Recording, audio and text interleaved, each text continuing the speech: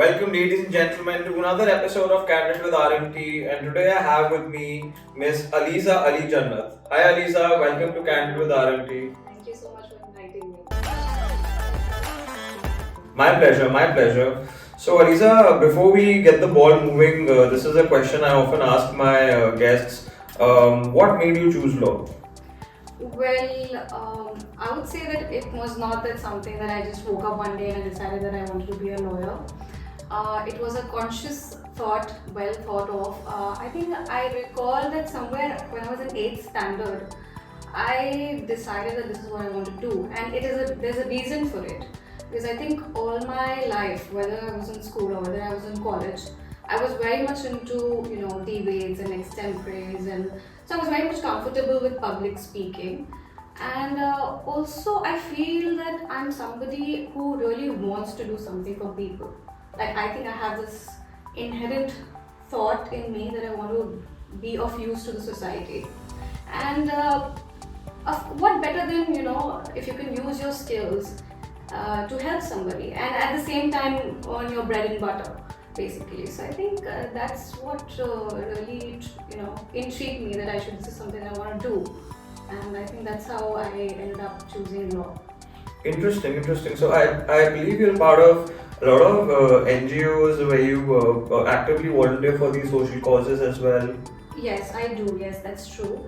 I am associated with a couple of NGOs because, like I said, as a lawyer, I feel that you really want to do something for people, and if you're able to do that, I feel I'm very blessed that way. That if you are earning good deeds while earning money, what more better than that? That's true. So, That's true. and also not just I'm also associated with NGOs which are helping animals, and I feel like there are a lot of course, dog lovers, but I feel like people should just open their idea and arms to other stray animals also. And I think this is something that we should do, because that's what makes the whole world a better place to live in, because it's not just ours, it's theirs too. Right, it's a whole ecosystem. Yeah. So we got to take care of Everybody around. Exactly. Yeah, whether it's your peer, your family, just take care of animals too around. That's true. That's true. Because I think they are somewhat dependent on us as well. That's actually a very noble thought. Yeah. It's a noble profession after all. It is. Yeah, So diving deep into the question of the struggles and the struggles of a first generation female lawyer, let's shed some light upon that. And how do you overcome those struggles? You stick with it long enough in order to be comfortable in those sort of places and areas and positions and situations, and you gradually then sort of muster the courage and say that, all right, this is what I've been looking for and this is what I'm going to do. Talk us through. See, being a first generation lawyer, yes, it is tough. I would not like to sugarcoat into saying that it has been very easy. There is nepotism, of course, not just in Bollywood, we have nepotism in our legal fraternity too. There are 10 other juniors that you can find who will do the work for free for you. Like, if you're a senior and you want to get something done, then you have 10 more people who can do that work for you for free. So that financial angle is there, definitely. And especially in Delhi, there's so many, if you go to Jampura or if you go to Lajpat, every second building is a lawyer. So there's a lot of cutthroat competition. So there's a lot of, there are times that you struggle with opportunities, and that is definitely there. So I would say lack of opportunities. Even though you are in a metropolitan city, still that is there. See, litigation, of course, now sticking to the female side of it, is that I think litigation is very challenging. For me personally also, when I was in law school, I've interned mostly in corporate firms, and I had this thing in mind that probably I'll also end up in some top tier law firm and I would have been a corporate lawyer by now. But of course, destiny had some other plans, and now I'm into litigation. I decided that I would be a corporate lawyer while I was in law school, because I think that is what we're told also, that the safest thing for a female lawyer is to, of course, get into corporate because that is safe, or just get into judiciary, that is safe. So that whole factor, because they think that law is mostly a male dominant profession, and you would agree to it, because because they feel like there's a lot of running and a lot of dealing with people, which as a woman people generalize it into saying that maybe you wouldn't be able to do it. So that is that, because just trying to break it and narrow it down to that you're a woman and you might not be able to, you might not be fit to do that job. So I think that is there, which I think has been pretty upsetting at times, because then you want to just be seen for your work and not for, how could you just judge that whether or not I can do that work without even allowing me to do that in the first place. Because for my part, I have done all the running back and forth, whatever it takes, I have done that. And I think so, yeah, being a female lawyer in that sense is there. And of course, about the safety aspect also. You are meeting with so many people, whether clients or otherwise also. You're meeting a lot of people and you don't know their intentions. And sometimes, of course, I love my country, I love my profession. I'm not trying to sort of see something like that, but I think it's there that you are concerned somewhat about your safety at times. So yeah. The basically apprehension or threats, especially in criminal law, that Yeah. a woman Yeah. might sort of Yeah. endure or go through. Yeah. That entire process is something which can be intimidating for a young Yeah. woman lawyer. True. That is true. That is true. That's I know there's no handbook for this, but how do you sort of overcome these sort of hindrances or obstacles? Yeah, I think what has helped me immensely through my journey is that having a certain mindset and principle and keeping your integrity intact, that is very important. Because success and money will come and go, but what stays is your principles, who you are as an individual, to be very rooted and grounded as a person, because I have this thing in my mind and I work on this thing that I need to be good to people. I need to be good. I mean, I don't care what the others are doing. I need to be good at the end of the day. I would not let the society dictate my personality.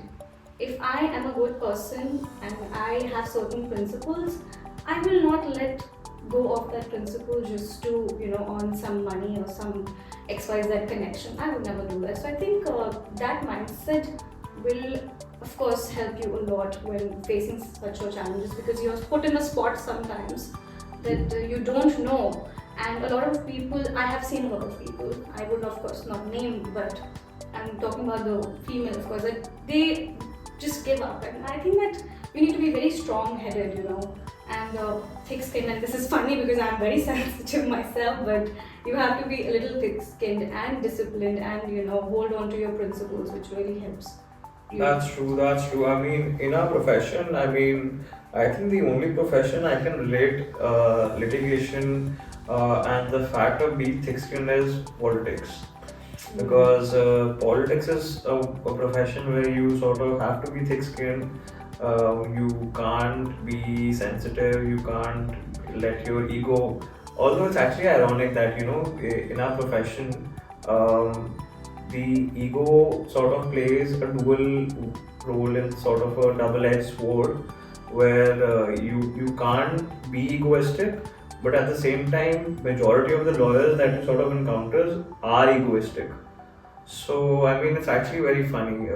Moving on, you are on your way to publish a book.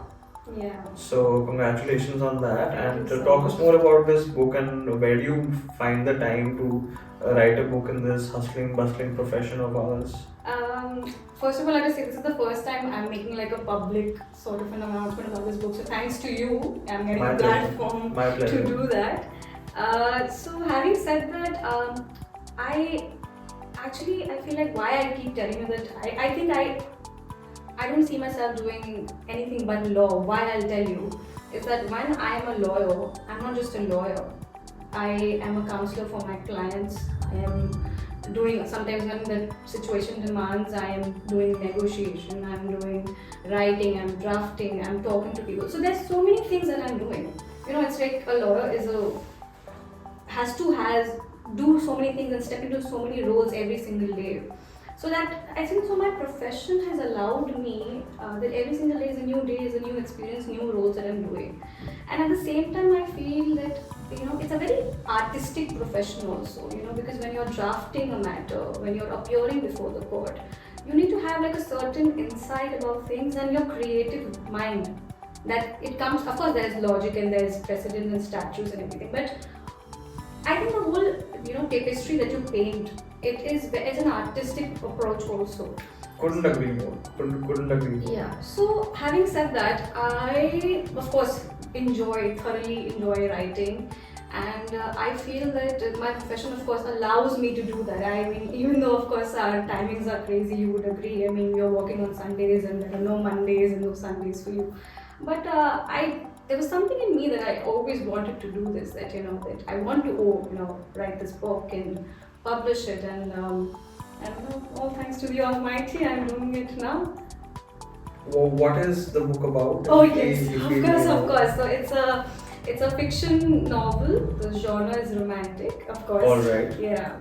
I wanted to do something different. I have always been this person who likes to take the road less traveled by, because of course it's very shocking for a lawyer to write a romantic book. That's true. But I think I've always been somebody who just follows her instincts, and I wanted to do this, and I know, as a matter of fact, I have a firm faith and belief that when this book comes out, a lot of people will resonate to it, because it touches the themes of very, very present, very modern sort of an amalgamation of themes are there, so people will of course relate to it a lot. So yeah, that.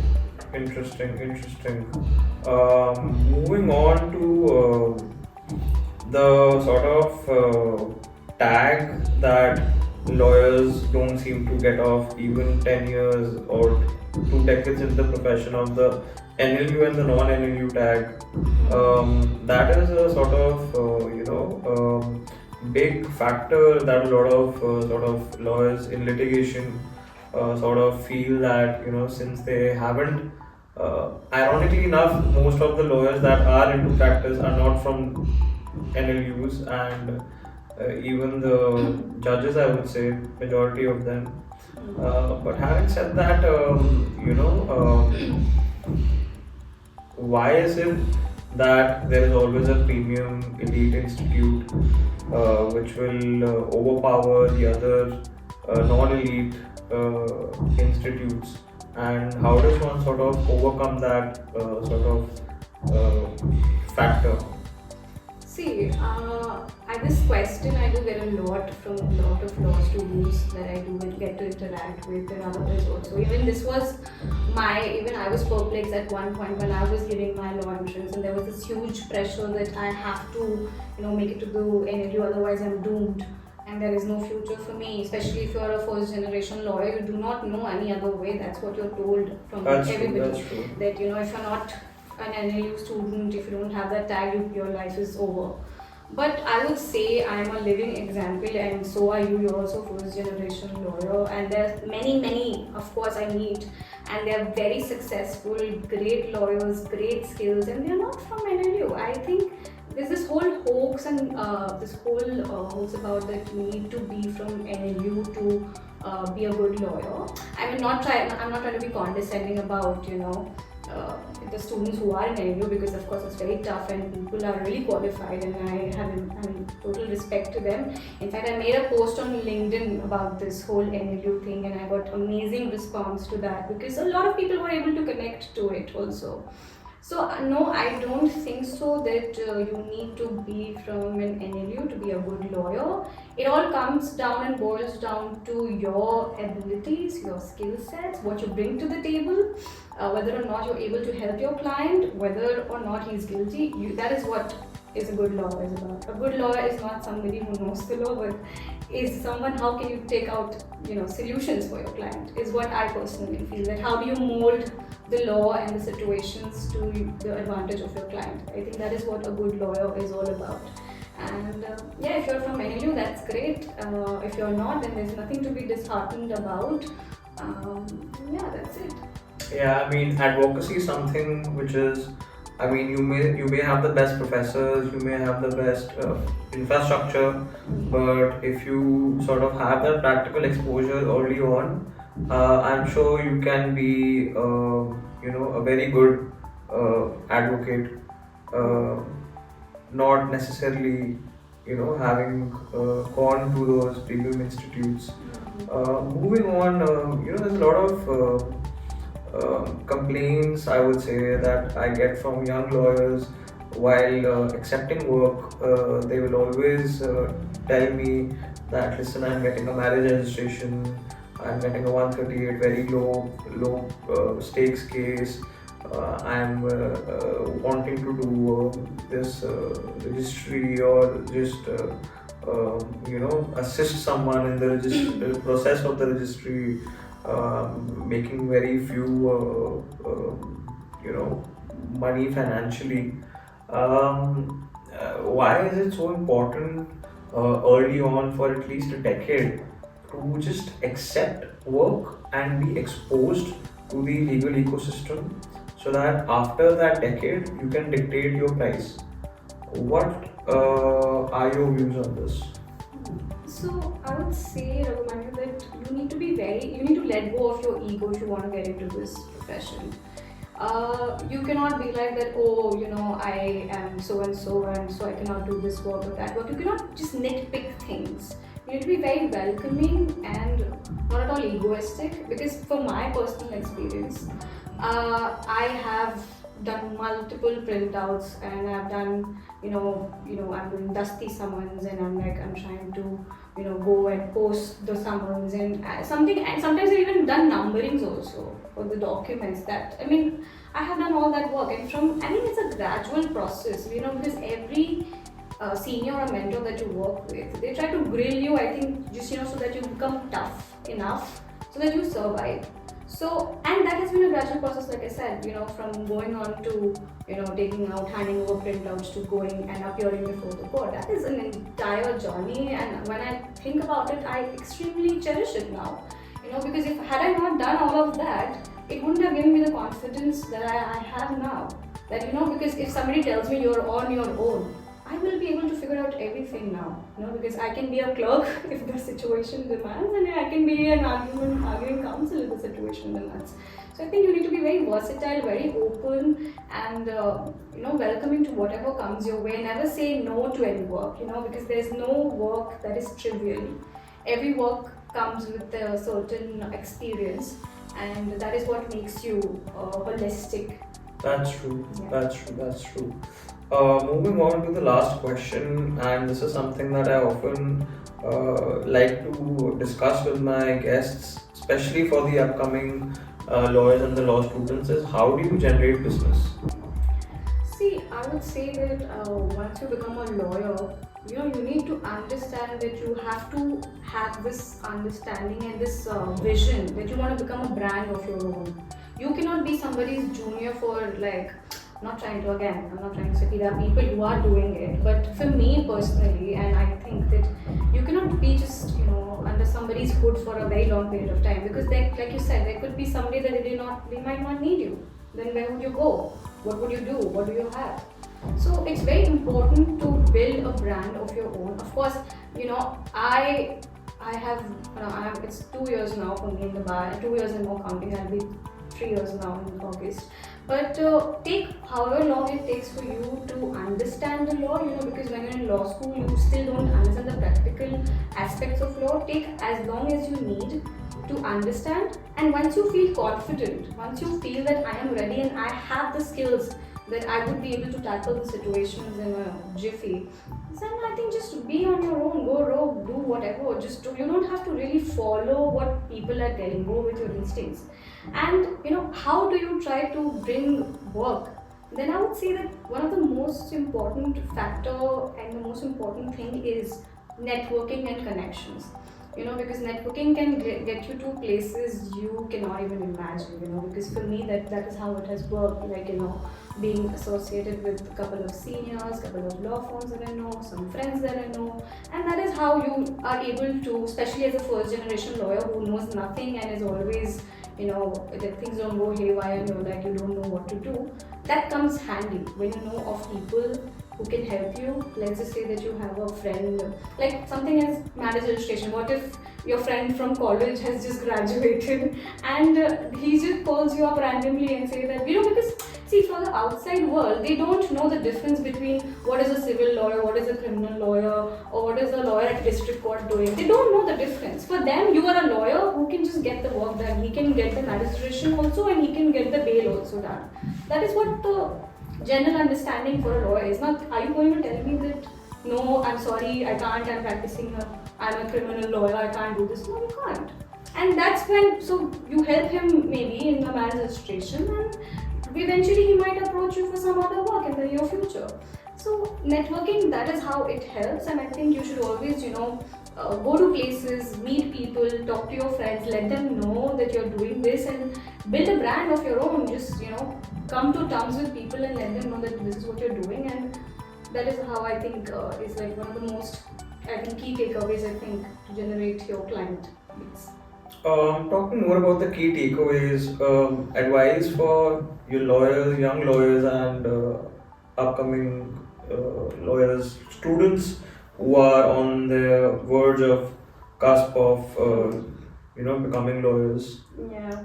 I think if you have decided, for anybody out there listening to this podcast, and you have decided to step into this field, and I think you will have a great time. It will teach you it will teach you life lessons, and just don't let the pressure in society standards that you have to get into NLU, you have to do this, you have to take coaching. Just do and follow your instincts, stick to your principles, and just don't get carried away and too scared to take chances, because I feel like if I would have just, if I kept on listening to what others had to say, I wouldn't have been an independent practitioner now. I would have probably been crying my eyes out in some being a junior, because if it feels right, just do. Of course, be disciplined, because I think being a lawyer requires a lot of discipline. You cannot just feel like super casual about things, but just stick to your principles, stick to, have a routine life, and if you get into an NLU, great. If you don't let that get to your head. And maybe do a lot of internships. I think that is very important. Like I said, I did a corporate internships all my law school, and I decided, and I switched in my 5th year to litigation, because I think for me, my understanding is that I wanted to do this. I wanted to appear before courts. So internships helps you, it gives you exposure and understanding about law. So I think that has helped me, and when you get into internships, you understand different facets of law, because there's so much to explore, there's so much to do, So internships will help you to understand that. Once you get into law school, do internships, and always have a mentor. I think you need a mentor, no matter where you are. You would always need few good people, few good seniors. You can just ring them up at this, when you're in a totally lost and you don't know what to do, you're perplexed, then I think having a good senior and good colleagues also is very important, because it helps you. That's true. I sort of relate to this, because I had the good privilege to have a lot of good mentors and colleagues, which is why I'm successfully running, I would say, an enterprise now of these 4 WhatsApp groups. So we have a good response is because of the fact that we were able to sort of stay in touch and connect with each other on a personal level, I would say.